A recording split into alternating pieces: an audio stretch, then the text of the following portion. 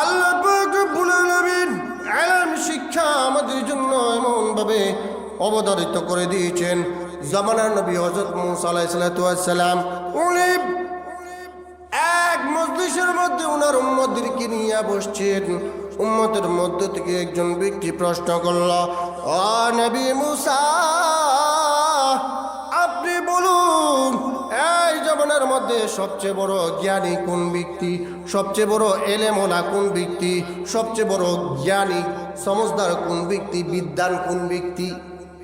হযরত মূসা আলাইহিস সালাম চিন্তা করে বললেন, যে নবীকে যেই জামানায় পাঠানো হয় এই নবীকে আল্লাহ তাআলা সবচেয়ে বেশি এলেম দিয়ে পাঠায়।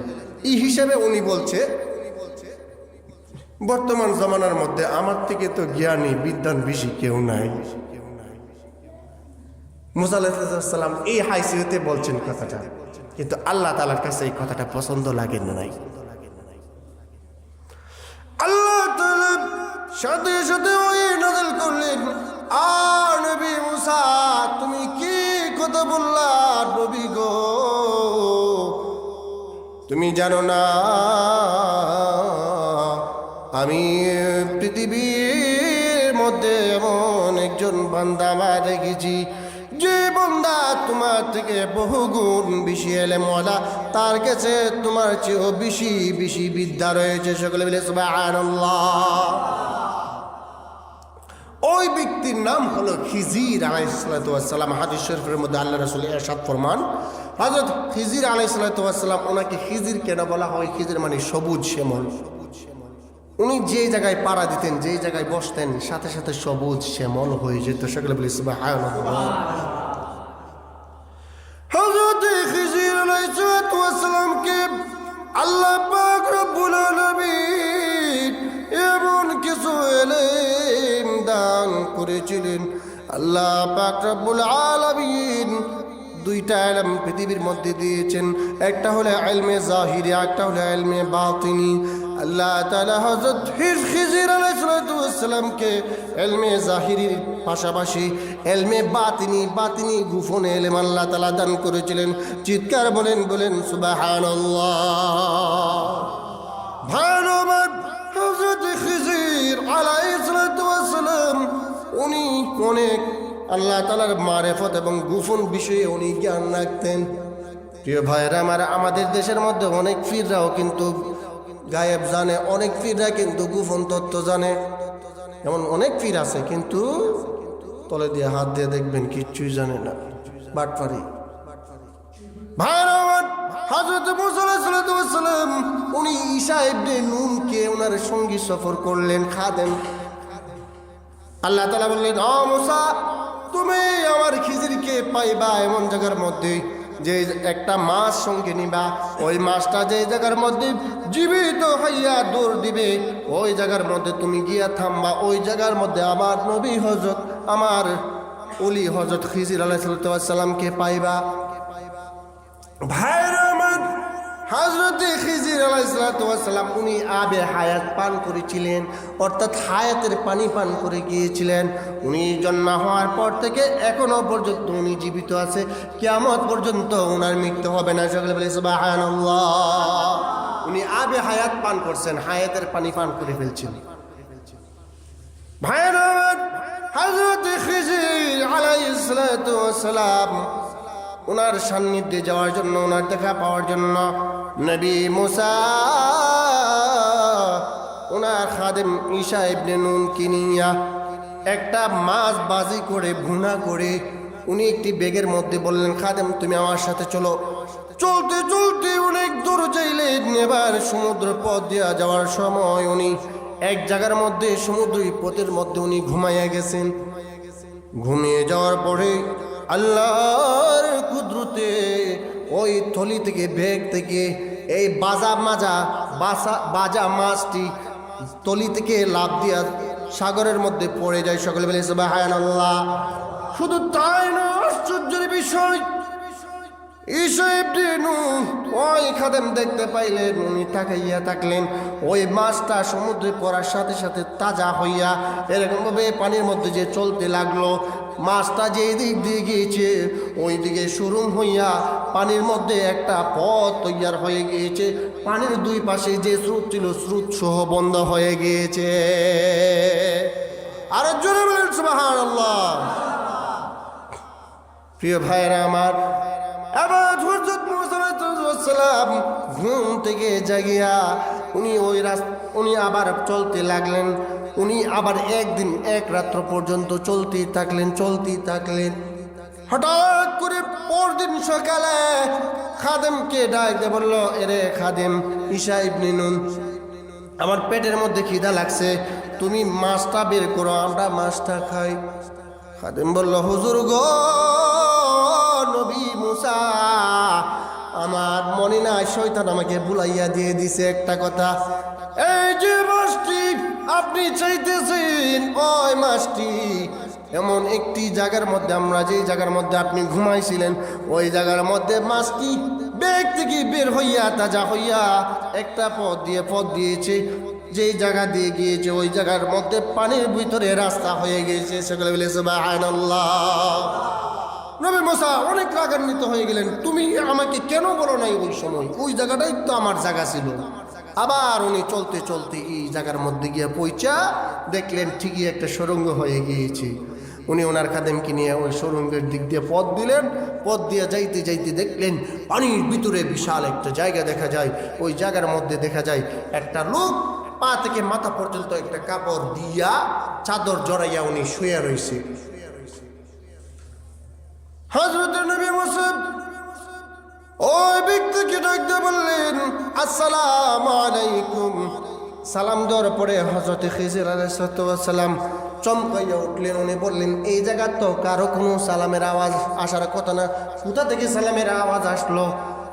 হযরত নবী মুসা ডাকতে বললেন, আয়ো খিজির আলাইহিস সালাম, আমি নবী মুসা আপনার কাছে আসছি, আপনাকে সালাম দিয়েছি। হযরত খিজির আলাইহিস সালাম বললেন, নবী মুসা, আপনি কি বনি ইসরাইলের পয়গম্বর নবী মুসা নাকি? বলে, হ্যাঁ আমি ওই নবী মুসা।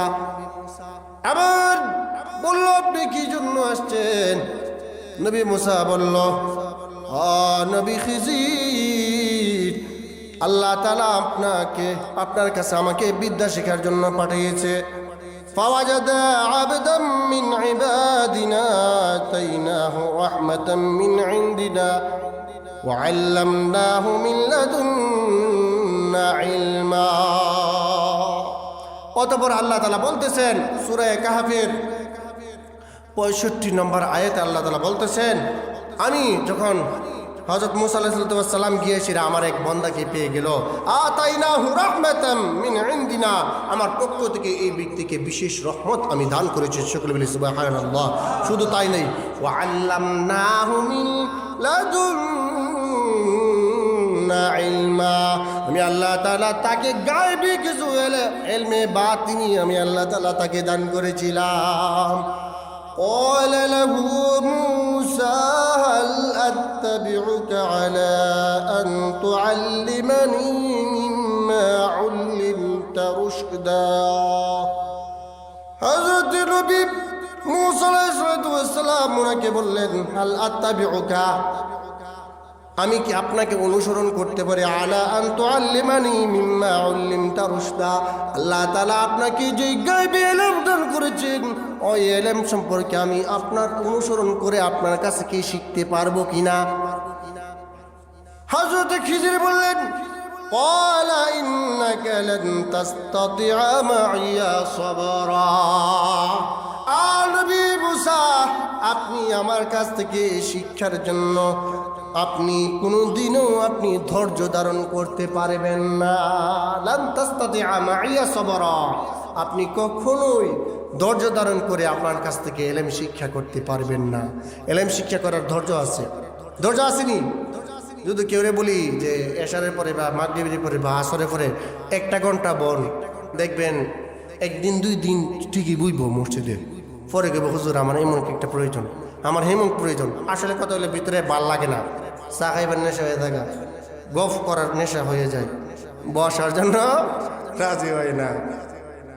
মসজিদ শুক্রবার দিন জুমার নামাজ হয়, কতখানে মসজিদ থেকে বের হইব কার আগে কে ধৈর্য ধারণ করতে পারে না।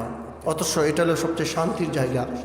হযরত খিজির আলাইহিস সালাম বললেন, ক্বালা ইন্নাকা লান তাসতাতিআ মা'ইয়া সাবরা।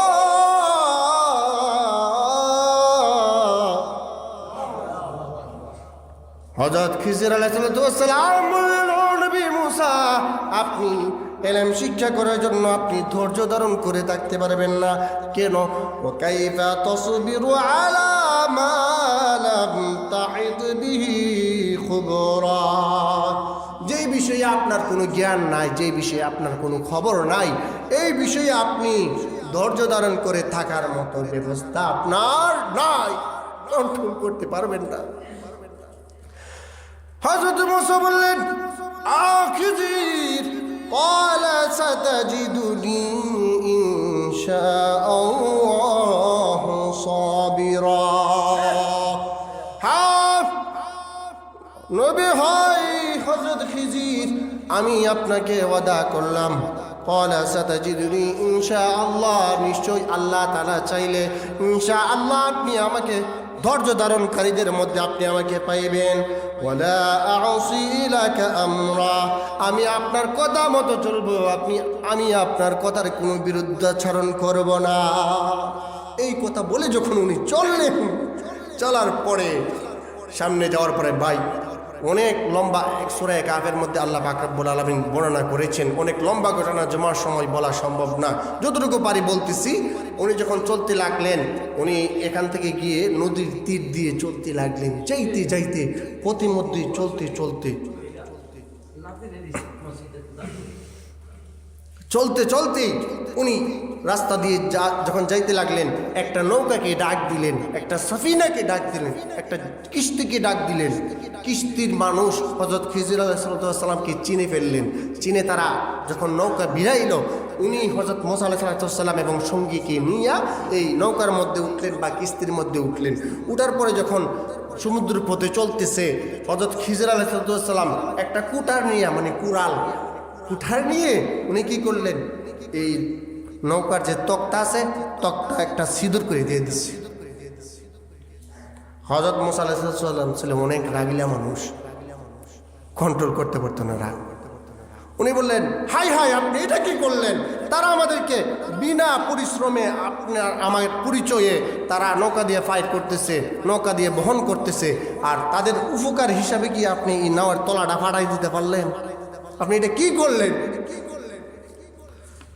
এই সময় হযরত খিজির আলাইহিস সালাম বললেন, ক্বালা আলাম আকুল ইন্নাকা লান তাসতাতিআ মা'ইয়া সাবরা।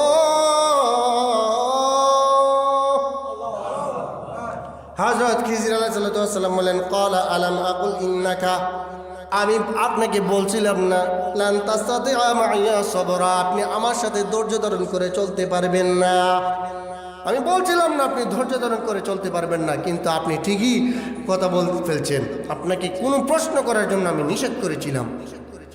উনি মুসা আলাইহিস সালাম কাকুতি মিনতি করে বলতেছে, আমাকে এবারের মতো ক্ষমা করে দিয়ে দেন, আমার ভুল হয়ে গিয়েছে, আমি ভুলে গিয়েছিলাম, আপনার আর কোনো কাজের মধ্যে আমি প্রশ্ন করব না। এবার যখন চলতে লাগলেন, নৌকা থেকে নেমে তারপরে দেখলেন কিছু বাচ্চা খেলাধুলা করতেছে। উনি কি করলেন, এই বাচ্চাদের মধ্যে থেকে একটা বাচ্চাকে থাবা দিয়ে ধরলেন। ধরে সেরা এটাকে দেওয়ালের সাথে এমন ধরে আছাড় মারলেন, এর মাথাটা একেবারে ফাটাইয়া জাগাত মারার। হযরত মুসা আলাইহিস সালাম এবার রাগে রগ ফুলে গিয়েছে, মাথার চুল খাড়া হয়ে গিয়েছে, শরীরের লোম খাড়া হয়ে গিয়েছে। উনি বললেন, সব কিছু তো ধৈর্য ধারণ করা যায়, কিন্তু আপনি এখন যে কাজটা করলেন এটা তো কত বড় একটা অন্যায়, জঘন্য।